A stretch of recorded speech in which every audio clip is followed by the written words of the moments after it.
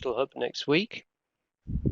And with that, as we are now coming up to start time, and I don't want to pressurise Michael by being late, I'm going to move us forward to presentation layout. You will be able to download those files which are on the screen at the end. So if people who just arrived, don't worry, you will get the opportunity to download them at the end. And with that, I'm going to go quiet and hand over to Michael. Thank you, James, and thank you for everyone for joining me here today. I'm Mike Osborne from ProfitAbility, and as a quick disclaimer before we get started, those of you that have joined early would have heard this already, but I do have Tourette syndrome, so if you do see me twitching or any verbal slippage today, I do apologize in advance, but that can't be helped. Rather than talk about me, or where I'm come from today, I'm going to introduce my session with a short story. When I was a young child, about 9 or 10 years old at school, my best friend, I remember being sat next to my best friend who drew an absolutely amazing picture of Scooby-Doo. So what happened next surprised me. The next time I'd looked at his page, he'd picked up his crayons and coloured Scooby in green. When I questioned him about it, he got a bit upset, and he knew Scooby-Doo should be brown, but he just couldn't see the difference. This is when I learned he was colourblind. Later that year, for his birthday, I bought him a pack of Crayola pencils as one of the many things I included in that gift. Not only are they brilliant pencils, you might be able to see printed on the pencils the name of the colours. If I take this one for example, you can see the colour is lime green. This is a small fix that allowed him to colour in things as anyone else would later on. And to this day, he reminds me it's one of the most thoughtful gifts he has ever received. 20 years on, and here I am now presenting to you on accessibility. Whilst I am a subject matter, or I like to think I am a subject matter on accessibility, I'm by no means a natural presenter, so bear with me today, and I'll try and take you through it. So why am I rising to the challenge? I'm rising to the challenge because I think all of us in the industry have a responsibility to ensure that everyone experiences training in a positive, engaging way. As part of this presentation, you will discover the practical steps to creating learning experiences for all and adopt an inclusive mindset to your design. We're going to look at what is accessibility and why it's important. We will then cover some of the common pitfalls in creating inclusive experiences, with examples of what works well and some things you ought to avoid. The whole time I will look to give you some actionable steps with some practical advice on where you can get started, and where appropriate we'll look at some of the alternative delivery methods. The way I've structured this presentation is to first look at some tips that are equally applicable to face-to-face learning as they are online environments. But we will get into some things more e-learning specific, which is particularly important at the moment for COVID-19. I will conclude the session with a short Q&A. We are lucky to have Raf Delinowski today, along with Susie Miller, both who are accessibility experts who can introduce themselves from the chat. If you have any questions, please do put them in the chat, and both Susie and Raf will answer along the way. I will pick up the most common questions at the end, and I will repeat them for the wider audience to learn from. So, where to get started? Everyone should be able to have a great learning experience. This means you must consider accessibility when designing your learning experiences. How can you ensure that people who engage with your experiences are trained effectively, irrespective of their physical abilities? Before we get started, I'd like you to vote in a short poll of what percentage of people you think have some form of disability.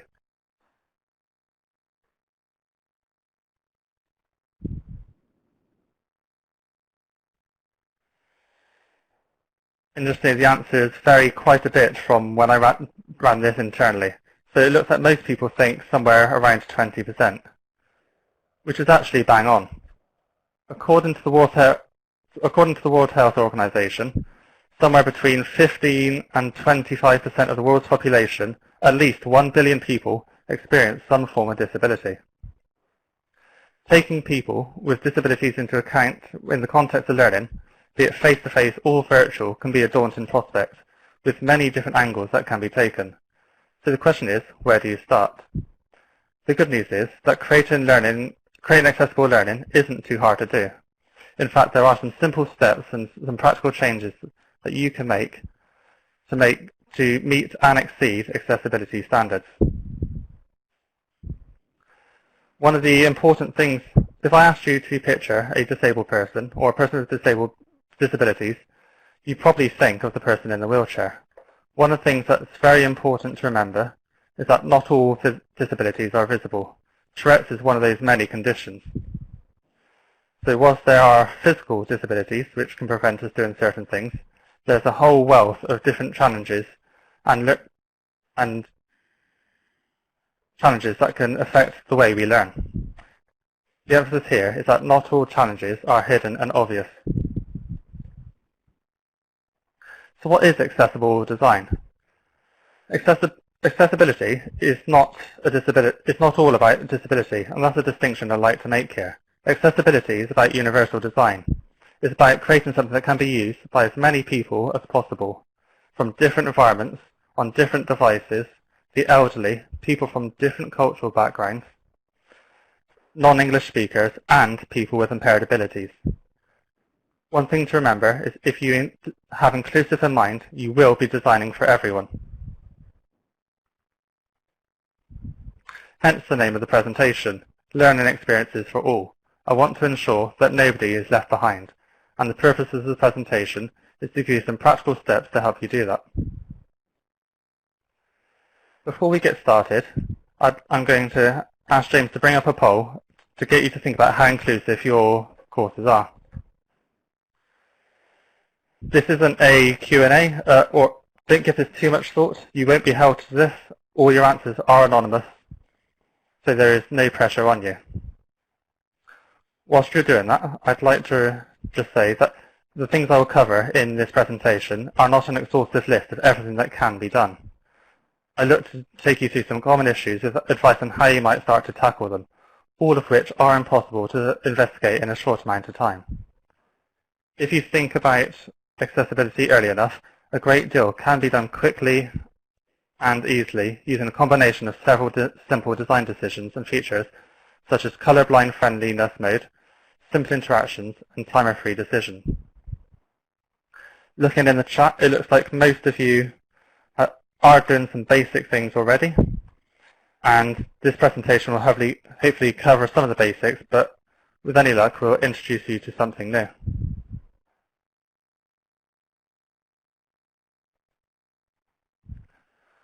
So why is accessibility important? Not only is accessibility the right thing to do, from an ethical standpoint of view, it's the law, so making accessibility is essential. Failure to make your learning accessible can and does lead to fines and prosecutions, especially if you design any learning for the public sector. This doesn't have to be a problem for you, the content creator, and in fact it should become, if it's not already, something that's integrated into your development process. It is much easier to integrate accessibility at the start of the project and cater for it, rather than try and retrofit it later on, which is something that becomes quite expensive. So what does accessibility mean, and why is it important? Accessible learning means that anyone, no matter their needs, is able to fully engage with your learning experience. For example, if you're a partially sighted person who is engaging with your e-learning course, they should have as complete experience as a fully sighted person. To get you thinking about this a bit more, I'm going to up a discussion. So the photo here shows Guardian journalist Nick Bishop trying to enter a pub in London. I want to ask you the question, what is the challenge here? What is disabling Nick Bishop from entering the bar and having a drink with his friends? I can see a lack of stairs is coming through time and time again, which is something I'm thrilled to see. So, whilst it doesn't look like it's come up so far, some people might say he's in a wheelchair. Now, the wheelchair is the opposite of a disability. The wheelchair is a piece of assistive technology. It's what allows Nick to go about his day as per normal. Other people might have spotted that Nick has cerebral palsy. Cerebral palsy is also not a disability. It is a medical condition. As people have correctly identified in this image, the lack of ramp and the steps is what's causing the disability here. Up until this point, Nick was going about his day as per normal. A disability occurs when a medical condition meets some kind of barrier that prevents people going about their day-to-day business as per normal.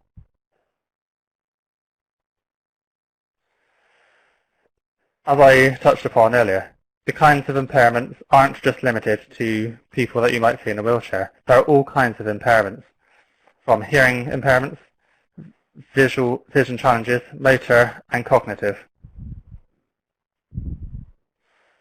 The thing I'd like to think about and take away from this is that barriers are nearly always man-made.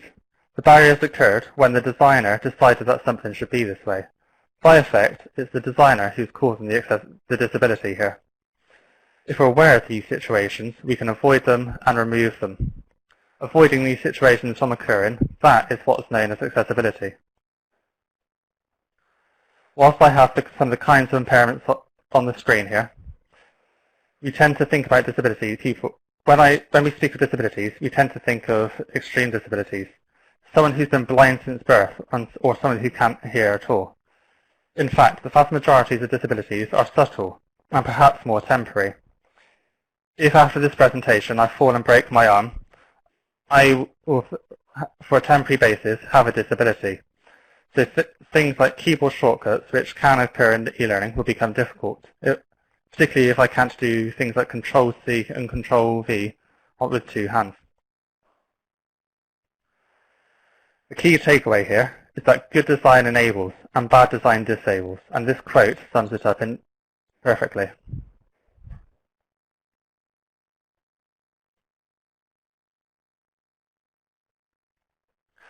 So, without any further ado, rather than continue to talk about what the challenge is, I'd like to give you some tips. And as I noted before, I'm going to start with things that are as applicable to classroom training as they are digital and online learning. So what approaches can you take to learning design in an accessible way? Well, effectively, you can take 3 different approaches. You can do the minimum to pass basic accessibility requirements, or you can create one non-accessible version of your learning experience and then create alternative versions which do meet accessibility guidelines, or you can work accessibility into everything you do by default. From a cost and financial perspective, it makes sense to create a single learning resource that can be accessed by everyone. The alternative, creating alternative versions of the course at a later date, effectively duplicates effort and incurs further expense at a later date, ultimately meaning you have a greater overhead when it comes to maintaining multiple versions of your course.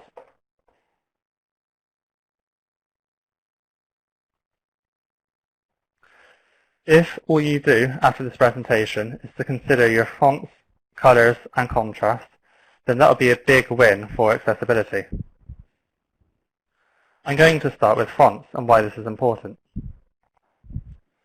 The one thing to bear in mind is that 16% of the UK population, around 11.5 million people, and somewhere between 5 and 10% of the global population experience dyslexia, making it one of the most common forms of learning challenges today. Hopefully, this highlights for you that the ratio of disability across the world is not consistent. It does vary country to country. So, why is dyslexia a challenge when it comes to learning? This is what visual stress looks like. And I'm not going to keep this slide up long because I appreciate it is difficult to look at. Visual stress is something that's associated with dyslexia. It can lead in alteration in visual perception, leading to visual distortion. This can include things like jumping text, swirling colors, shimmering colors, and white rivers, and double a blurred version. So what can we do to make our fonts easier on the eye? You can use simple fonts that are easy to read and clearly visible with proper spacing and alignments. You should stick to sans serif fonts, for example Trebuchet MS, Arial, or Verdana, and there are some better examples which I'm sure others can share in the chat. If you're designing e-learning, then you ought to be keeping your fonts at least 14 points in size, and certainly no smaller than 28 in presentations. This will make your content easier on the eyes. If you need to highlight a word or sentence in your content, then please use bold rather than italics for emphasis. Italics can make your words distorted and ultimately makes them more difficult to read. I'd encourage you all to include a lot of white space. For example, keep 2 spaces between paragraphs and keep your paragraphs short. If you use headings sensibly to break up your structure, this is going to be all the more easier.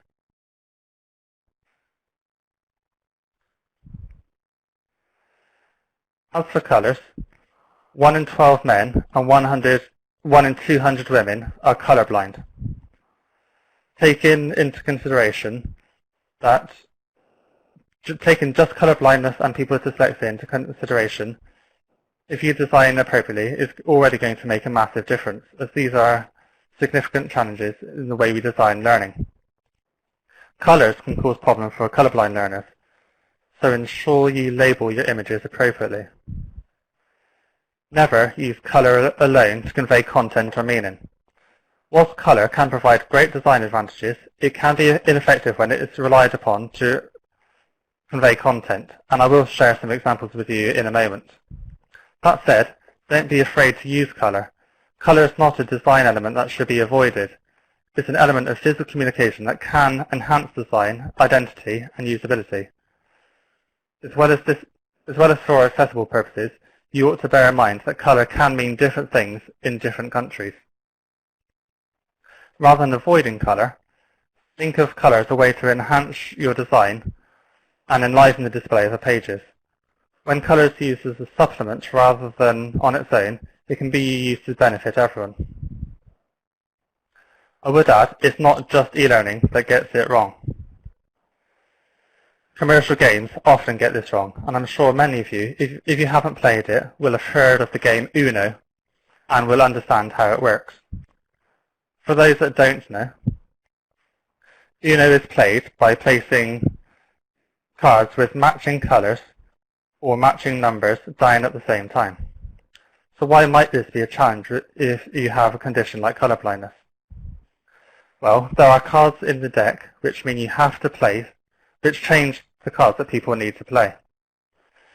If someone plays the card on the screen, which I'll just point to now, and changes the colour to something like green, red or blue, there is a chance that you're not going to know what this means, particularly if this is how you see the world. To highlight this further, I have another example. This time, I'm using the example of blockers. In blockers, they use the primary colours, blue, red, yellow and green, for different players' pieces, and the objective of the game is to play as many of your pieces as you can and to block in your opponents. Whether you have deuteranopia, a green weakness, tritanopia, a blue weakness, or protanopia, a red weakness, it becomes very difficult if you're told to play pieces of a certain colour. Commercial games, video games, and often e-learning gets this wrong all the time. So what can we do on the colour front? And I'll start by relating this back to text. One of the important things you can do is to check your colour contrast. Contrast is the key to the readability of your text. Ensure that the contrast is high, either by using very different tones or very different colours. Again, on the text front, if you boost the size of your text and use a sensible font, then you're going to improve legibility. To answer one of the questions that's appeared in the chat, how can we check our color contrast? If you Google color contrast checker, there are a number of color contrast checkers online where you can upload an image, and it will give you the statistics on the color contrast, and might provide some alternative suggestions. There are also a number of websites which can show you complementary color palettes. I would add before I move on that color contrast can be too high. For example, if you have a pure white background, then using black text can be difficult on the eye and can cause eye strain. Instead of using black text on a white background, consider using a dark grey text instead. Similarly, if your background is black, then consider using a light grey rather than white text. Furthermore, you might just be able to see the image on the screen. If you're placing text on a background image, then use coloured text or use a coloured tint to knock back the images to make them easier to read. This will help this text stand out as clearly as possible. In general, you ought to avoid busy backgrounds like this, but you can make them more accessible. In any case, you should avoid placing text over busy backgrounds such as this one. Effective colour contrast will make your text far easier to read and far more digestible for individuals who are partially sighted or colourblind. Now to relate this back to e-learning. Graphs and charts is something that you might see time and time again. A well-designed graph or table with a range of distinct colours might look great, but it's not heavily accessible. Just to show you why, this is what that same chart might look like to somebody with tryptopania or blue weakness. You can see that the blue and green are very difficult to distinguish, and the key at the bottom, when the colours are so similar, aren't very easy then to link back to the main chart. Instead, consider using similar hues. Whilst I've used blue here and I'm simulating blue weakness, people with colour blindness can still see the colours distinctively. Some would argue that using similar hues can also look better.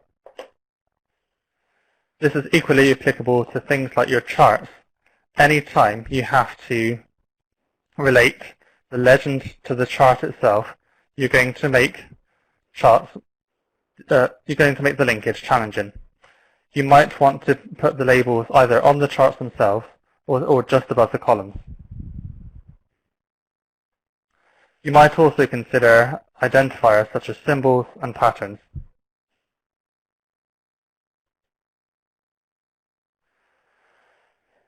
As I said before, colour is something that's important to design.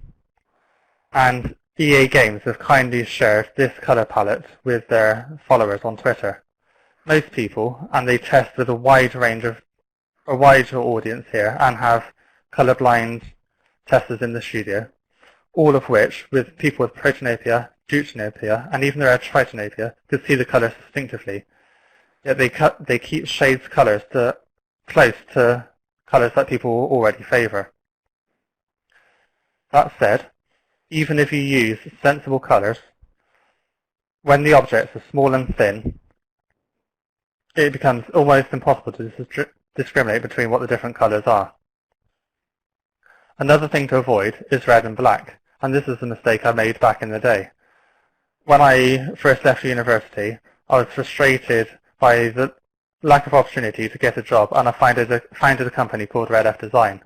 Part of my brand was white on red and red on black. I discovered later that red and black was a challenge, so I myself am learning. These same colours do work on a dark background, and as it's come up on the chat now, for those I'm going too fast, you can download all of these resources at the end of the presentation. At this stage, we've covered colour and font, and if that's all you change following this presentation, you're already going to make your content available to a much bigger audience. Whether you design for the classroom or online, you need to design with audio and visual in mind. Video, audio, and pictures are a big part of any course, and along with colour can make your content more lively. They do say a picture says 1,000 words. That is, of course, if you can see the picture. So what can we do? I noted earlier that headings can be a great way of breaking up your content to make it more readable.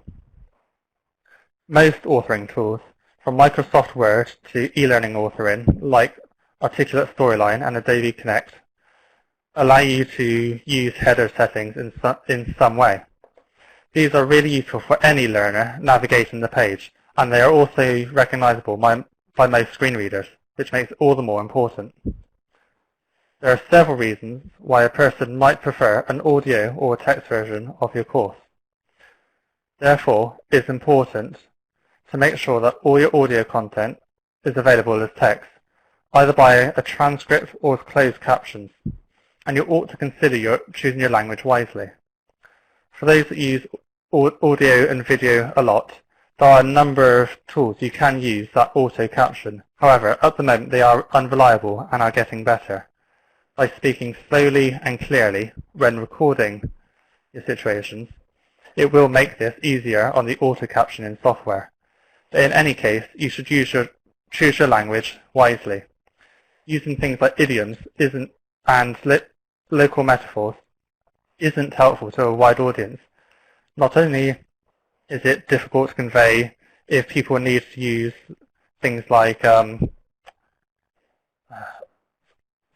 translation software or sign language. If you went to a doctor's and said, I had a dicky tummy today and I'm feeling under the weather, these things are very difficult not only to translate into a different language, but also to interpret.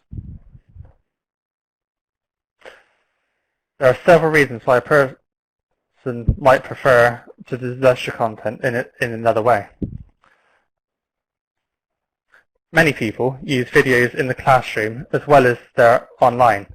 And if you've attended some other sessions through this Learning Technology Summer Forum, there's a good chance you might have seen some videos. When I attended a session of the Learning Technologies earlier this year, I was thrilled to see the use of subtitles on by default. Always add subtitles to your videos and multimedia content. This can either be done by synchronized error-free closed captions with subtitles and audio descriptions, or by including a separate written and downloadable transcript. This way, you can include visuals. Individuals with visual or hearing disabilities can have an equally effective learning experience. And it's important that your subtitles are correct. There's quite a funny example, actually, of the Avengers Endgame trailer. When watching that with subtitles, one of the characters says, and his name could be echoed through all galaxies, and his name was Santos. You should check it out on YouTube, and I can provide the link at a later date if you'd be interested in having a bit of fun. In addition to making your audio and video more accessible, you need to add alternative text to your images. Now, for those that don't know, alt text is a way of describing an object and its context to a person with visual impairments. A search engine is no different. A search engine can't see any of the images you include, and by including alt text, you will make your e-learning more discoverable. When providing alt text use, you should give an accurate explanation of what the picture is displaying, and not like I did on the run-through, where I'd given the description, the Moana Lisa, which changed the context entirely. Furthermore, if key information is included for people in your images that people need to understand, as well as alt text, you should probably include a caption. This is especially true for charts. Rather than embedding charts as images, try to embed them where possible, as this will make it easier for the screen reader to try and read the content. Another thing to note, that it might not be required for all your images to have alt text on them, particularly if they are supporting graphics, such as logos and background effects. in which case you should mark them as such. Mark them as decorative. Now that your content is accessible, you need to think of ways to help people to navigate your courses. So you ought to consider the complexity of your navigation and interactions. At this stage, I am moving away from classroom points to things that are a bit more digital specific. Whether you're designing your website, which is advertising the course, or the learning itself, hopefully this next section will be helpful to you. So where to get started? One thing that's important to think about is navigation. The navigation of your online course needs to be simple so that learners can move through it using their keyboards alone. And there are certain interaction types that are not fully accessible for all learners. For example, you ought to avoid drag and drop and sort file activities, as these rely on people being adept with the mouse and often exclude people using keyboards alone. Also, you ought to consider alternatives to drop-down lists, as these can be difficult for screen readers to pick up. If you're using small things that can change the context, such as radio buttons, then consider making your buttons much larger and clickable so they are accessible to people that might have motor conditions such as Parkinson's. Many learners with visual impairments will rely on screen readers that transcribe the text and what's on the screen. Often they can't check things like this, and if you can make it easier on people to pause any scrolling effects, you're going to make your content more accessible. You ought to think about your choice in words. Now, I've already touched upon idioms, avoiding such as the dicky tummy example I've given. But you also ought to avoid words like click, as screen readers will first read all the links on the screen. One thing you can do here is to include skip navigation. Skip navigation allows a person using the screen reader to skip the links section. However, even if they can do this, things like click here to go back are largely inaccessible. So you ought to make your links as descriptive as possible. Words like click imply that users are using a mouse. So if you can use alternatives, such as select here to find out more about and give the user a clear description of where clicking the link is going to take them, your content is going to be all the more easier to follow. You ought to also ensure that your links make sense out of context. So I've given you an example at the bottom of the page, accessible learning, where to start. If I was a user clicking this, I'd have a good idea, even out of context, on where this is going to take me. People should be able to make informed decisions on where the context is going to take them. If you're hyperlinking text like I have done, try to create longer hyperlinks by hyperlinking at least 2 full words. This will help people with fine motor skills click on the links more easily. And finally, know your audience. I appreciate when you get a list of users that are going to join your course, this isn't always easy. The best way to know your audience is to invite people to disclose that they have conditions early on. So if you have an open course where they can sign up, as you would ask people if they have any dietary requirements, ask them if they have any accessible needs. It's something that you can do as you welcome people to your course, like I have done in the webinar, and you can do just as easily in a face-to-face situation if they have anything that needs to be considered.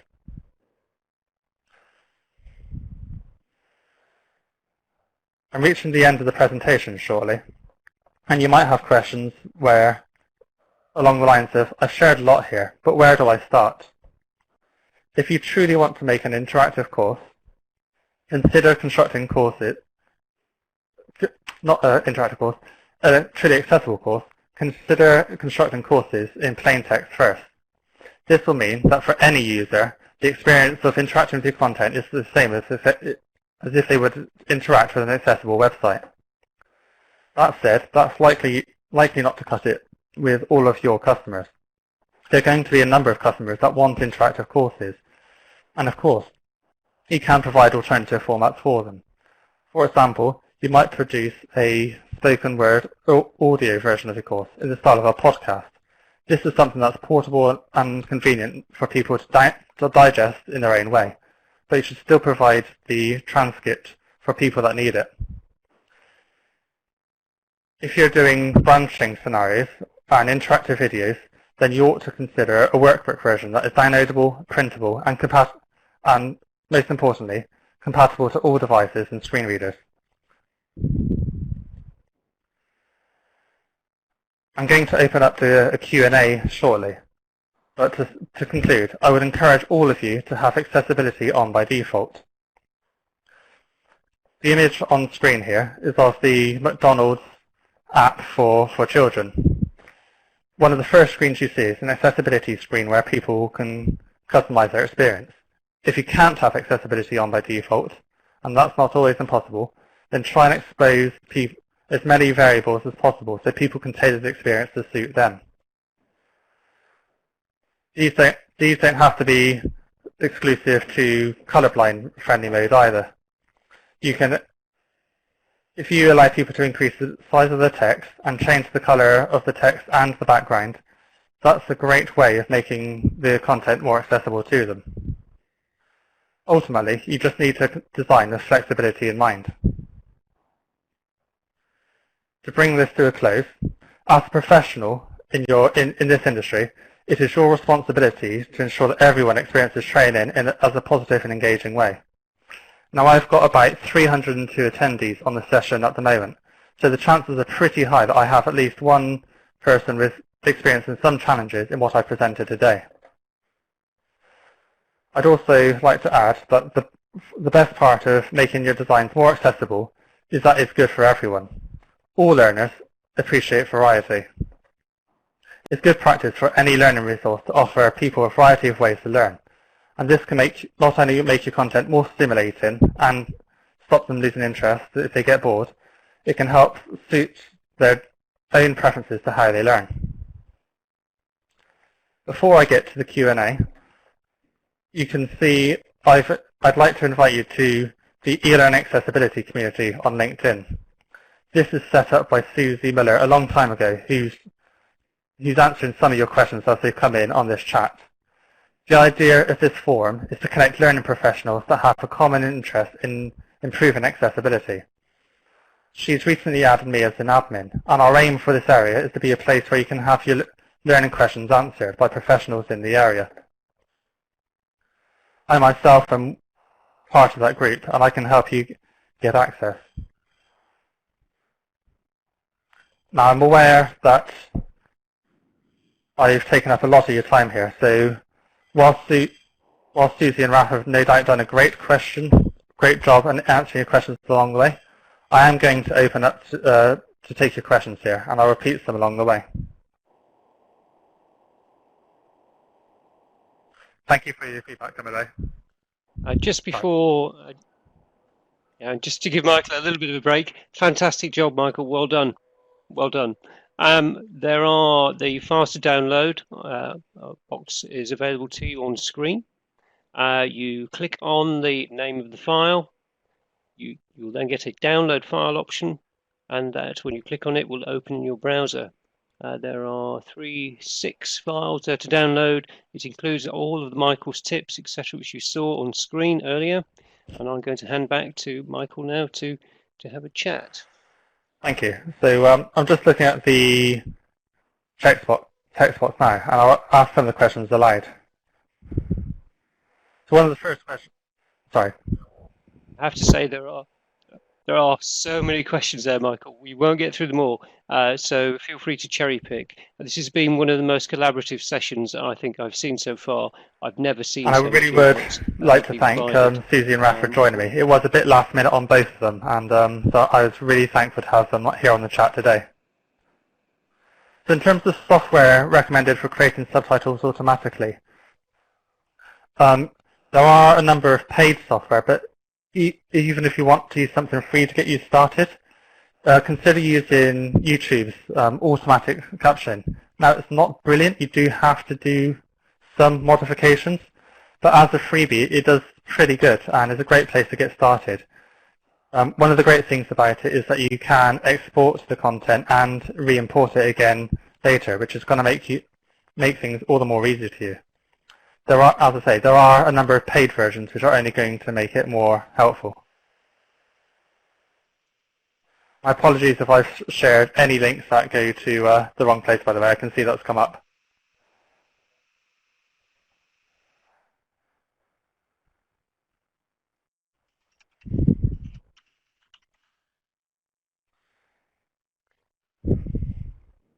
So one of the questions I can see here is, are there any legal requirements for the dyslexia accessibility recommendations?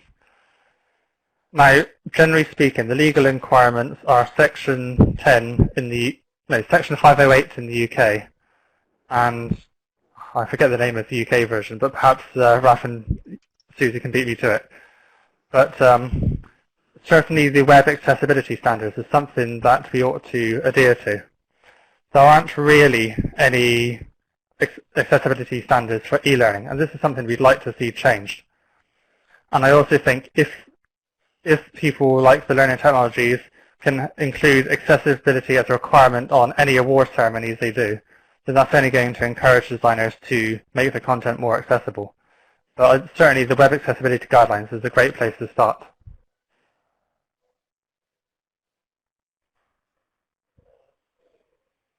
Okay. Michael, just to make it a little bit easy for you, Don is saying he's put some questions into the box underneath our presenter chat in the back room area. Sorry, my apologies, I totally missed those. Thank you, Don. So I've covered the subtitle one with any luck. So regarding fonts, what about serif versus sans serif? When it comes to sans serif and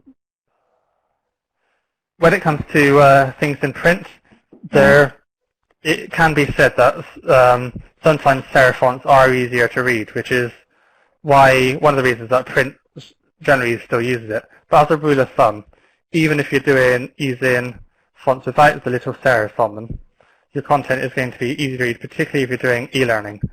And if you're doing workbooks which are used both online and offline, then consider providing people with a downloadable document version, where they can choose a suitable font to edit themselves. How can we ensure that text size is correct if being designed on mobile devices? 14 works when printed on paper. So generally speaking, on mobile, there are options to increase the text size by scrolling on the screen. In addition to points, if text size is important, you can use an alternative to points, which I will tweet and post about on LinkedIn after the session. But that will scale the text on different devices.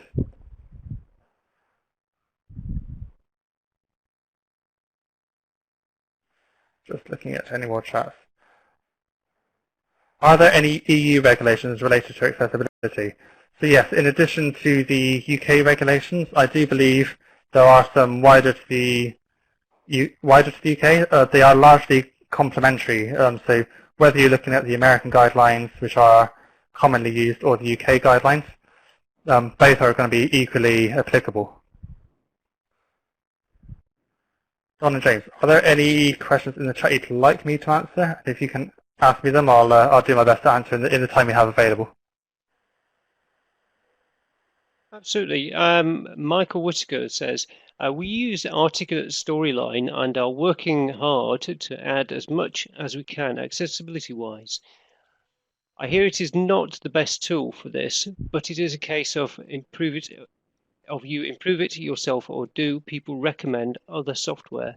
So for e-learning authoring, particularly Articulate Storyline is one of the de facto tools. I'm not sure if there are any strengths or weaknesses to it compared to others. Now there are some tools which proudly shout about their accessibility features, but I have no quarrels in saying that Storyline and Captivate are some of the most used, and to an extent we have to make use of some of the features that are there. Certainly at Profitability, we are slightly bound by not what we want to use, but what our customers have to use. So whilst you might get used to the tools in one platform, you might find yourself having to find them in others. And whilst even if you find that the platform itself isn't necessarily accessible, you can often find online a lot of templates which you can download, import, and begin to customize, which are going to help you with that.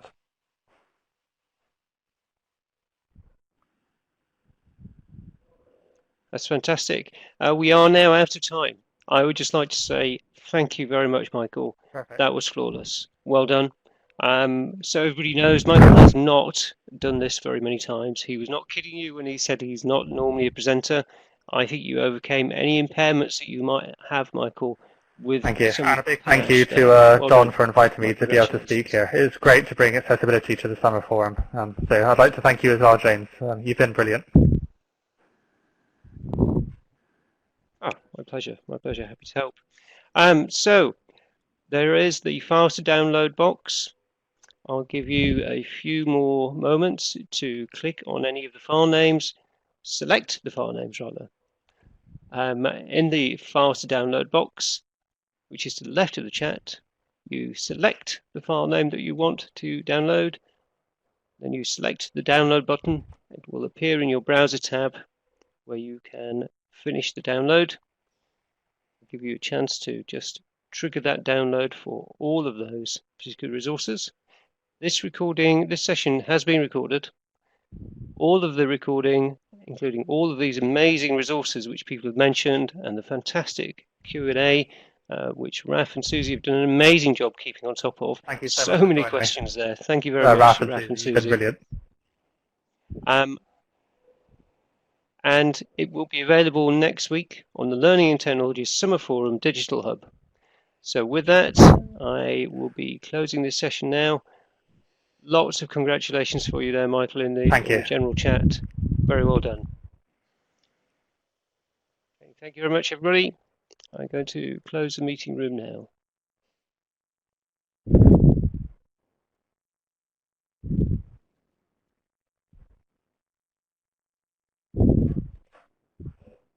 Thanks. Well done. Okay. They're on hold again, so they're out of the room. Honestly, Michael, well done. Well done. I know how it feels. Thank you. You got through that really well. Michael, can I just say, I've done lots of these webinars and I've sat in on them and what have you. James is not kidding. That was there was a huge amount of content, a huge amount of feedback there, a huge amount. You really stimulated that audience. And you brought them with you on that journey. Brilliant. And it's because you had a great amount of quality content. Thank you. That's really appreciated. When I find out that it's going to be. Okay.